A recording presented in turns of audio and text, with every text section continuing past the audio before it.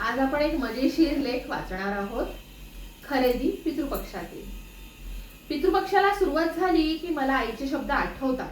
म्हणायची, आता पितृपक्षाला सुरुवात झाली ग सोनाली, आता थोडा धीर धरा, खरेदी बिरेदी आवरा. आता तुला कपड्यांची खरेदी म्हटलं की अजिबात धीर धरवत नाही. पितृपक्षात नवीन कपडे घेऊ नये, समजलं का? मी लाडाची लेक तिची. जरा मनात आले की मी जाऊन मला आवडेल तो ड्रेस घेऊन यायचे, पण पितृपक्ष मात्राला अपवाद होता. या दिवसात ती मला काही म्हणजे काही घेऊ द्यायची नाही. माझी नुसती चिडचिड व्हायची. पण तिथे इलाज चालत नव्हता, कारण पितृपक्ष, तिथे अपीलच नाही. ह्या पितृपक्षाचा त्यामुळे मला कोण जाणे रागच यायचा.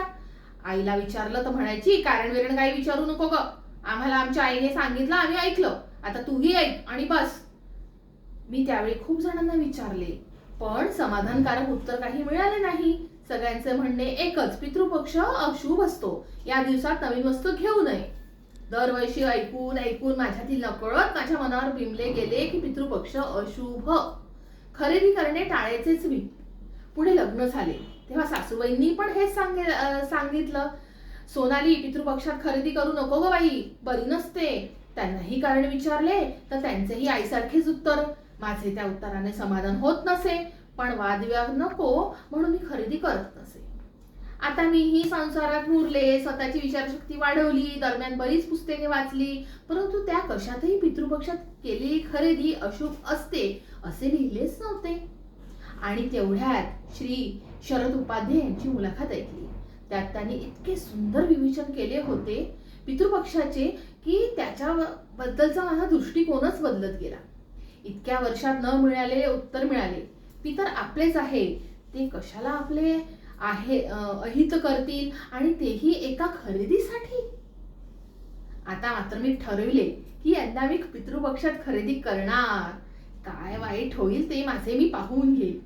आणि मी निघालेच की दुकानात. साडीच्या दुकानात गेले तर सामसू मालक आणि नौकर जणू माझी वाटच बघत होते.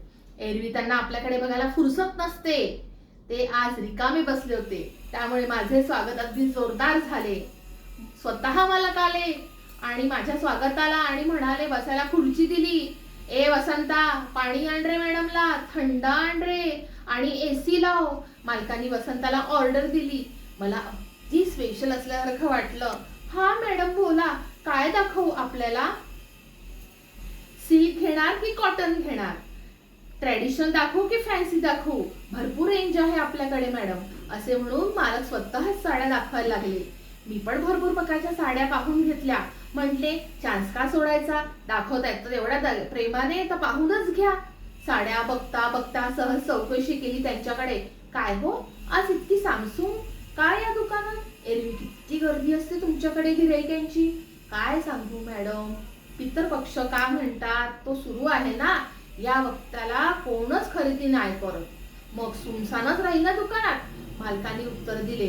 म्हणून तर स्पेशल ट्रीटमेंट होती मला. थोड्याच वेळाने चहाही आला माझ्यासाठी. मालक अगदी जातीने लक्ष देत होते माझ्याकडे.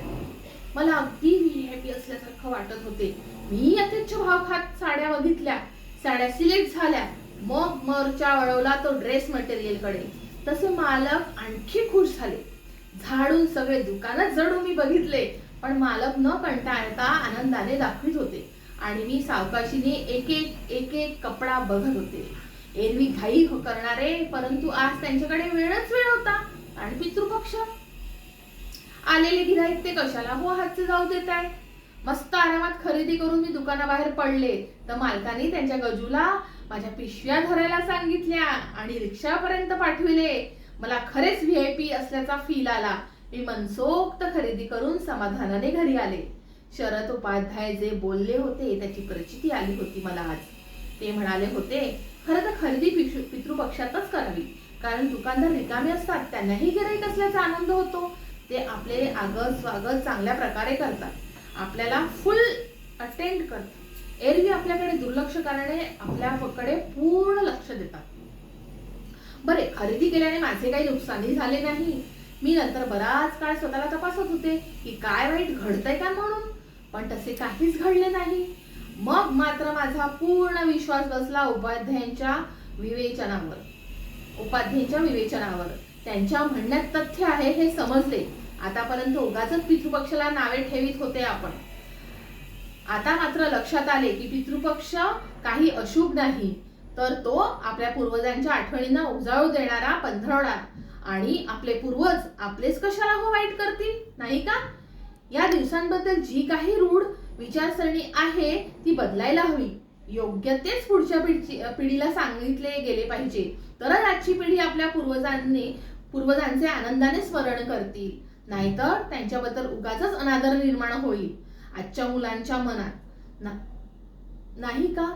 म्हणजे खरेदी करणे हे एक निमित्त मात्र होते, पण त्यामुळे जुन्या कल्पनांना छेद देता आला. आम्हाला पितृपक्षाकडे नव्याने पाहता आले. मला त्याला अशुभ अमंगल न मानता पूर्वजांचे मंगल स्मरण या दृष्टीने बघितले पाहिजे, हे मला नव्याने उमगले.